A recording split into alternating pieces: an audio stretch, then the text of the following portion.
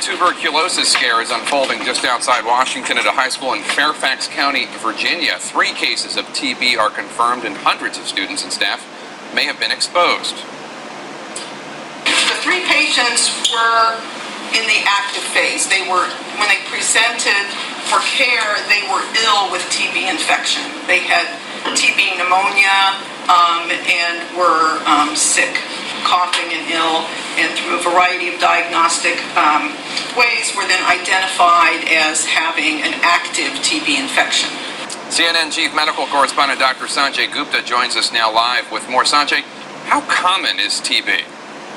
Well, in this country, it's not that common. It's something that we hear about more in developing countries, but, there's still some 10,000 or so cases roughly a year that do occur. We often hear about them when there's some sort of scare like this or there's a cluster of cases. And I should point out, Jake, to your question, the number of cases overall has gone down over the last couple of years as well. But the concern here, as you can guess, is that this is a very contagious disease. It's a bacterial disease. It can potentially spread from person to person, and it can cause significant lung problems. And you have to screen people who may have been exposed. So, for example, in a suburb not too far from where I am now in Atlanta, they had to screen some 100 people not that long ago because of a possible exposure to someone who had active TB. There's active TB and there's what is known as latent TB, which is somebody who had been exposed in the past, had the disease in the past, but is currently not contagious. And that's an important distinction because you gotta separate out who has active disease and who has evidence of disease but is not contagious. And what should people listening at home do to make sure that they don't get it? There's immunization for it? Yeah, well, there's no particular. There's different treatments for it if someone gets exposed. The main thing is if you worry that you've been exposed or somehow, or you fall into a category of people who was around somebody who potentially they know had an exposure or actually has active disease, then definitely see your doctor and you get tested and basically find out if you in fact have the bacterial infection as well. You don't want to sort of treat this what we call empirically, meaning without any evidence of disease. But if you have it and after a known exposure, then obviously you get treatment and try and get it early. How do you get...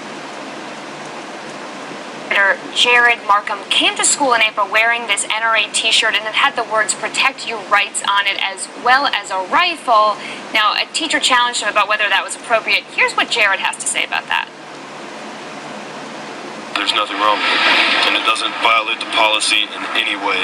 And things get out of hand. Educational process is not lunchtime, in my opinion. And if anyone disturbed it, it was definitely the educator and not me.